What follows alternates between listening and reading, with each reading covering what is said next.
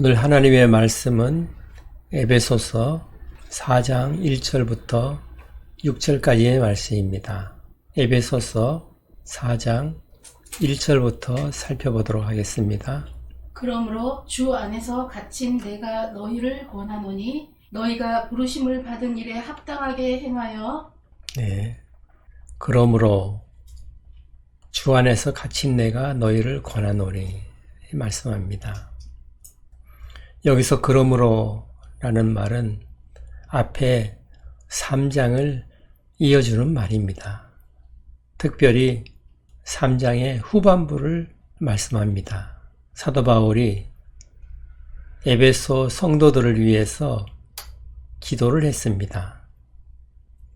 성령의 능력으로 너희 속사람을 강건하게 해주시고 지식을 초월하는 그리스도의 지극히 크신 사랑을 알게 하시고 하나님의 충만하신 것으로 너희에게 충만하게 하시기를 구하노라 라는 기도를 했습니다. 그리고 20절에서는 우리가 구하는 것뿐만 아니라 생각하는 것까지도 넘치도록 부어주실 하나님께 영광이 영원 무궁하시기를 원하노라. 아멘. 그렇게 기도를 했습니다. 사도 바울은 하나님의 충만하신 것으로 너희에게 충만하게 하시기를 간구한 것입니다. 그 하나님의 충만하신 것, 그것이 2절, 3절에 나타나고 있습니다. 사도 바울은 그런 기도를 하고 그러므로 라고 말을 이어가는 것입니다. 사도 바울은 주 안에서 갇힌 자라고 말을 하고 있습니다. 현재 로마 감옥에 갇혀서 이 에베소서를 쓰고 있습니다. 에베소는 사도 바울이 3차 전도 여행 중에 에베소에서 약 3년간 머무르면서 2년 동안 두란노 서원에서 말씀을 가르쳤습니다. 그리고 지금은 로마 감옥에서 이 편지를 쓰고 있는 것입니다. 사도 바울은 주 안에서 갇혔다고 말을 합니다. 주님의 일로 갇혀 있다는 것입니다. 이방인에게 복음을 전하는 일로 해서 박해를 받고 현재 감옥에 갇혀 있다는 것입니다. 부르심을 받은 일에 합당하게 행하라고 말합니다. 여기서 부르심이라는 것을 교회와 연관이 있는 단어입니다. 교회는 에클레시아입니다. 하나님께서 세상에 속한 사람들을 하나님의 나라로 불러내신 사람들이라는 뜻입니다. 사망에 갇혀있던 사람들을 생명으로 옮겨놓으신 사람들입니다. 사탄의 노예가 되어서 살던 사람들을 하나님의 백성으로 삼으신 사람들을 교회라고 하는 것입니다. 부르심을 받은 일에 합당하게 행하라는 것입니다. 여기서 부르심을 받았다는 것은 모든 믿는 사람들은 하나님 나라의 백성으로서 또한 교회 공동체로서 부르심을 받았다는 것입니다. 교회 공동체로서 부르심을 받은 사람들은 그에 합당한 일을 행하라는 것입니다. 그 구체적인 내용이 2절, 3절에 나와 있습니다. 그리고 그 내용은 또한 3장에서 사도 바울이 하나님께 기도한 내용과 일치하는 것입니다. 하나님의 충만하신 것으로 너희에게 충만하게 하시기를 구하노라 라는 기도에서 하나님의 충만하신 것은 곧 하나님의 성품을 나타내는 것입니다.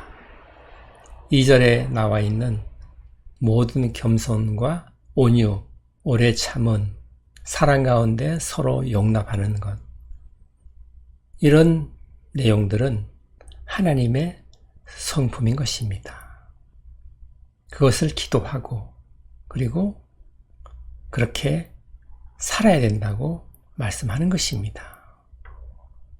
그리고 특별히 3절에서는 성령께서 하나 되게 하신 것을 힘써 지키라고 말합니다. 평안의 줄로 성령께서 교회 공동체를 하나가 되게 하셨기 때문에 그 하나됨을 힘써 지키라고 말씀하는 것입니다. 2절을 보십니다.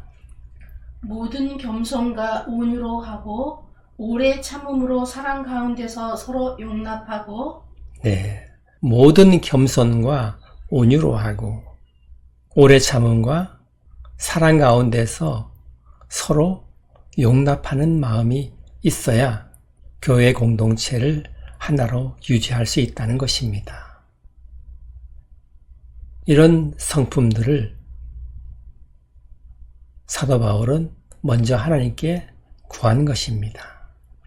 그리고 3장 20절에서는 하나님께서는 구한 것뿐만이 아니라 생각하는 것까지도 넘치도록 부어주시는 하나님께 영광이 대대로 영원무궁하시기를 원하노라 하는 기도를 했습니다. 사도 바울은 그런 기도를 하고 그리고 이제는 그 내용대로 기도 내용대로 살라고 말씀하는 것입니다. 여기서 모든 겸손이라 하는 말, 온유, 오래 참음, 사랑 가운데 서로 용납하는 마음, 이런 마음들은 우리 안에 예수 그리스도께서 오셔서 역사를 하시면 나타나는 성품들인 것입니다. 성령의 열매인 것입니다. 성령께서 우리 가운데 역사하시면 자연스럽게 이런 성품이 나타나는 것입니다. 이런 내용들을 억지로 우리가 힘을 써서 하는 것이 아닙니다. 모든 믿는 자들 안에는 그리스도께서 와 계십니다. 그리스도께서 우리 안에서 역사를 하시면 이런 성품들이 성령의 열매로 나타나게 되는 것입니다. 겸손이라 함은 자기 자신을 의지하지 않고 재물이나 이 세상 권력을 의지하지 않고 하나님만을 의지하는 마음을 말씀합니다. 오직 하나님만을 의지하는 마음. 그런 마음을 가질 때 자신을 하나님 앞에 지극히 낮추고 다른 사람을 높이는 마음이 생기는 것입니다. 자기 자신을 의지하게 되면 교만한 마음이 생기는 것입니다. 그리고 온유는 이곳에서 말하는 온유는 격한 감정이나 강한 의지를 하나님께서 장기간에 걸쳐서 통제하고 길들이는 것을 말씀하는 것입니다. 원래부터 있었던 성품을 말하는 것이 아닙니다. 이 온유의 대표적인 사람은 모세라고 말할 수가 있습니다. 모세는 의지가 강하고 격한 감정을 가지고 있었습니다. 동족을 핍박하는 애굽인을 때려서 죽였던 사람입니다. 그런 격한 감정을 가지고 강한 의지를 가지고 있었던 모세가 광야로 가서 40년 동안 긴 세월 동안 하나님에 의해서 길들여진 그런 유순한 마음을 갖게 되었습니다. 하나님께 완전히 순종하는 하나님만 의지하는 사람으로 변하게 된 것입니다. 그런 하나님의 그 다듬어지는 과정을 거쳐서 비로소 온유한 마음을 가지게 되는 것입니다. 이 온유한 마음은 또한 겸손과도 연결이 되는 것입니다. 오직 하나님만을 의지하는 마음인 것입니다. 사랑 가운데 서로 용납하라는 말은, 이 사랑은 지금부터 2000년 전에 그 당시에는 여러 가지 말들이 있었습니다. 사랑을 나타내는 단어들이 있었는데 대표적으로 필리아라는 말이 있었습니다. 친구 간의 우정을 나타내거나 형제애를 나타낼 때 주로 사용이 되었고, 대부분의 일반적인 사랑을 나타낼 때 필리아라는 단어를 사용을 했었습니다. 그리고 에로스라는 단어가 있습니다. 남녀 간의 사랑을 나타낼 때 주로 사용을 했었습니다. 그리고 부모와 자녀 간의 특별한 사랑을 표현할 때는 스토로게라는 단어를 사용했습니다. 스토로게. 그리고 도무지 사랑할 수 없는 사람을 사랑하는 것, 도무지 사랑할 수 없는 사람도 사랑하는 그런 하나님의 사랑을 표현할 때는 아가페라는 단어를 사용했습니다. 원수까지도 사랑하시는 하나님의 조건 없는 사랑, 아낌없이 주시는 사랑을 표현할 때는 아가페라는 단어를 썼습니다. 성경에서 하나님의 사랑을 표현할 때는 아가페라는 단어를 사용했습니다. 이런 사랑 가운데 서로 용납하는 마음이 있어야 한다고 말씀하는 것입니다. 용납하다는 말은 용서와는 조금 차이가 있습니다. 용납은 서로의 다른 점을 이해를 하고 받아들이는 것을 말씀합니다. 인내까지도 포함이 되어 있는 말입니다. 서로 인내하며 서로의 다른 점을 이해하고 받아들이는 것을 말씀합니다. 용서는 나에게 잘못한 일을 한 사람을 없던 일로 하고 화해하는 것을 말씀합니다. 용납과는 조금 차이가 있습니다. 하나님의 사랑으로 서로 용납하라는 것입니다. 서로 받아들이라는 것입니다. 예수님께서도 우리 같은 죄인을 받아들이신 것입니다. 예수님께서 그렇게 하셨듯이 우리도 서로 용납하라고 말씀하는 것입니다. 3절을 보십니다.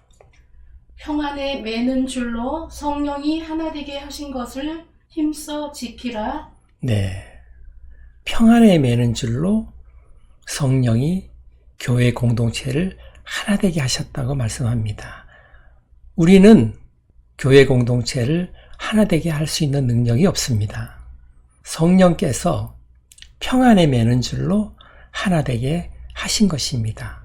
성령께서 각 사람의 마음에 주장을 하셔서 평안을 주셔서 서로 하나가 되게끔 하신 것입니다.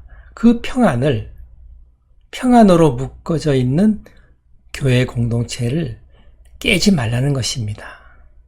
힘써서 유지시키라는 것입니다.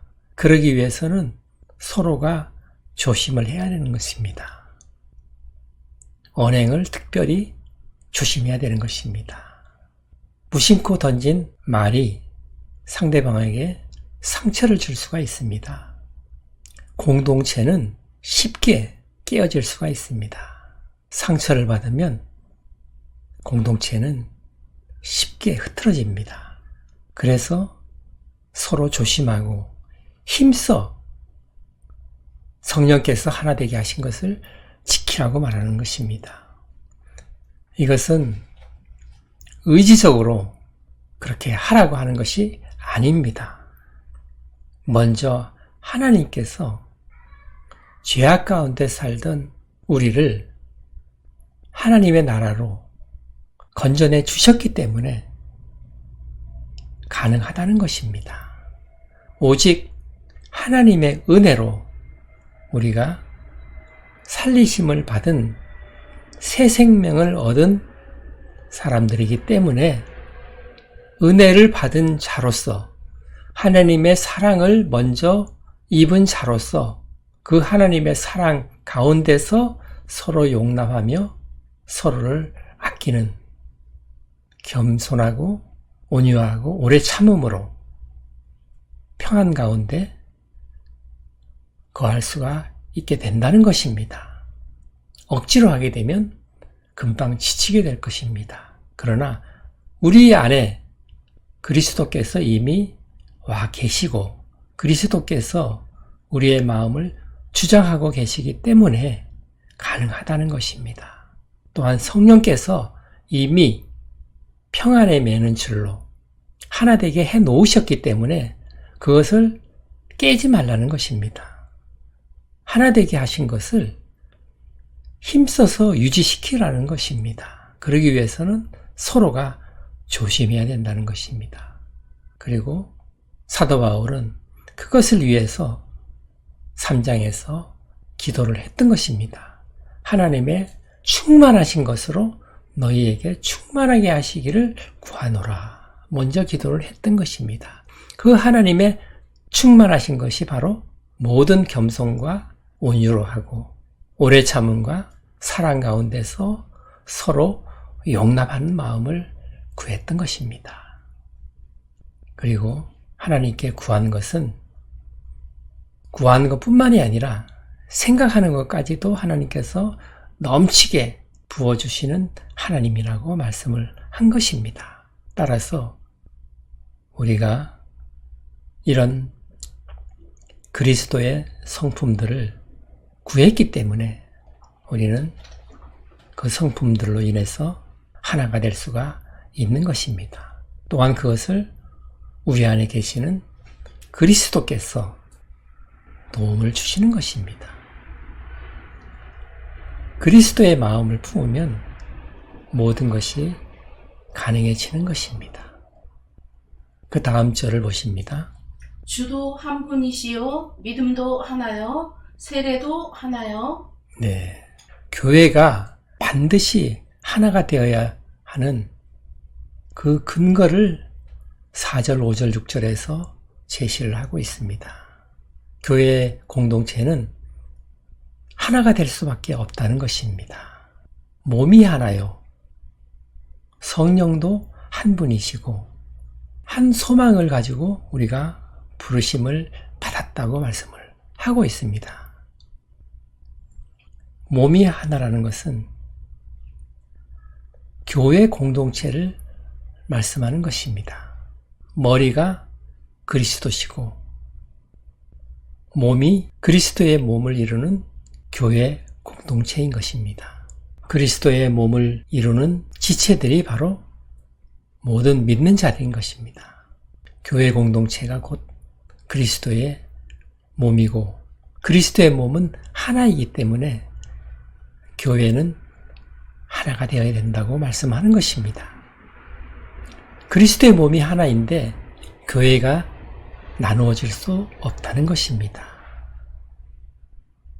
성령도 한 분이라는 것입니다. 우리 안에서 역사하시는 성령께서도 한 분이라는 것입니다. 우리를 인도하시는 성령께서 한 분이기 때문에 우리의 마음이 나누어질 수 없다는 것입니다. 우리가 다른 마음을 가지고 있다면 그것은 성령의 인도를 받는 사람이 아니고 다른 영의 인도를 받는 사람이다 라고 말하는 것입니다. 또한 교회 모든 각 구성원들은 한 소망을 가지고 있다고 말씀하는 것입니다. 하나님 나라에서 영광의 기업을 얻는 한 소망을 가지고 있는 것입니다. 하나님 나라에 가는 한 가지의 소망을 가지고 모여있는 공동체가 교회라는 것입니다. 따라서 목표점이 같고 도착점이 동일하기 때문에 나누어질 수가 없다는 것입니다. 한 분 성령께서 각 사람 마음에 오셔서 역사를 하고 계시기 때문에 두 마음을 품을 수가 없다는 것입니다. 절대로 교회는 깨어질 수가 없다는 것입니다. 교회가 분리되고 나누어진다는 것은 이미 다른 영에 의해서 이끌림을 받고 있다라고 볼 수가 있는 것입니다. 5절을 보십니다. 주는 한 분이시요 믿음도 하나요 세례도 하나요. 네, 주도 한 분이십니다.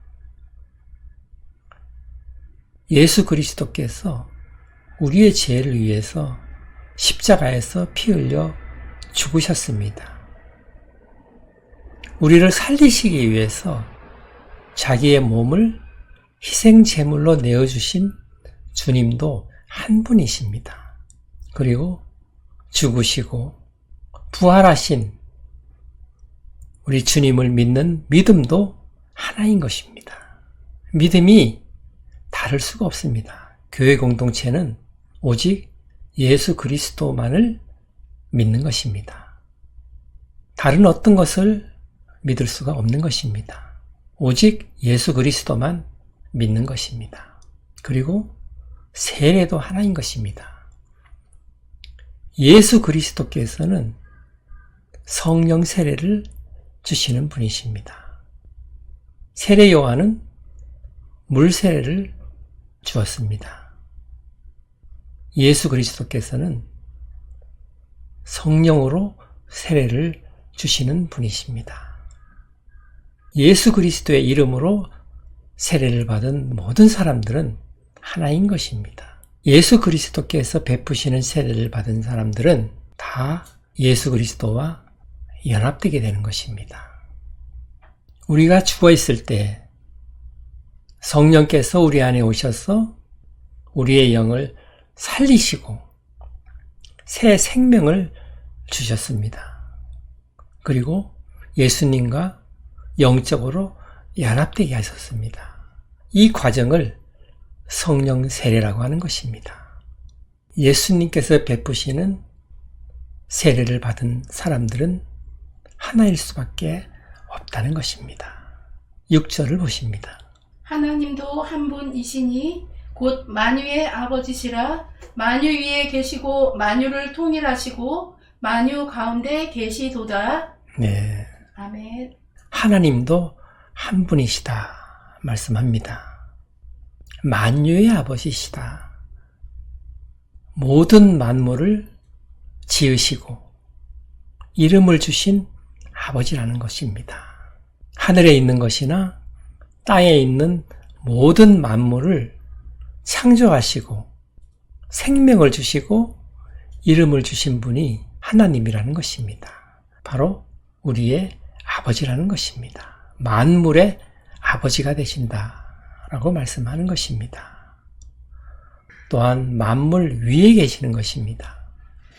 만물을 초월하여 계시면서 만물을 다스리고 계십니다. 또한 만물을 통일하셨다고 말하는데 통일이 아니고 원어로는 통하여입니다.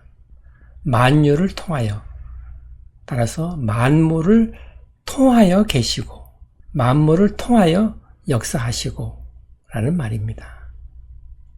그리고 만유 가운데 계시는 분입니다. 만유 안에 임재하시는 분이신 것입니다. 그런 하나님도 한 분이라는 것입니다.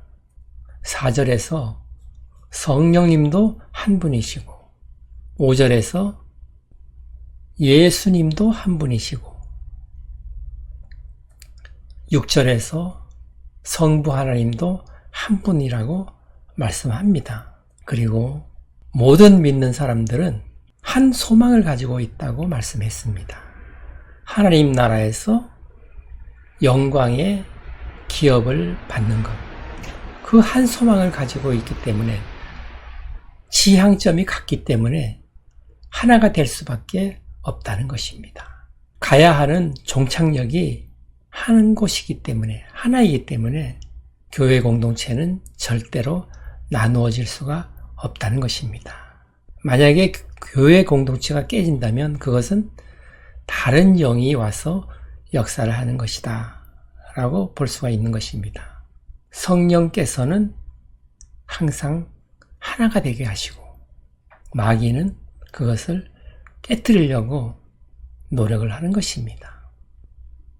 교회 공동체를 세워나가기 위해서 힘써 지키라고 말씀하는 것입니다. 저절로 되는 것이 아니라는 것입니다. 서로가 조심하고 힘써 지켜나가라는 것입니다. 그것을 위해서 노력을 하라는 것입니다. 이미 하나 되게 하신 것을 깨지 말라는 것입니다. 성령께서 평안으로 하나가 되게 하신 교회 공동체를 힘써 지키며 유지하라고 말씀을 하고 있는 것입니다. 우리가 우리의 힘으로, 우리의 의지로 이 모든 것을 행할 수는 없는 것입니다. 그래서 하나님께서는 먼저 우리에게 크신 은혜를 베풀어 주신 것입니다. 세상에서 하나님께서 건져내셔서 하나님 나라로 옮겨주신 것입니다. 하나님의 백성 삼아주신 것입니다. 또한 모든 믿는 자들 안에는 그리스도께서 와 계십니다. 그분께서 우리의 마음을 주장하시는 것입니다. 또한 성령께서 우리를 그 길로 인도하시는 것입니다. 오직 하나님의 은혜로 우리가 이 모든 것을 행할 수가 있는 것입니다. 하나님께서 죽어있던 우리를 먼저 크신 은혜를 베푸셔서 살려주셨기 때문에 그 은혜를 기억하고 이제 하나님께서 하신 하나됨을 힘써 지켜야 한다고 말씀하는 것입니다. 오늘 말씀을 생각하시면서 기도하는 시간 갖겠습니다. 아멘.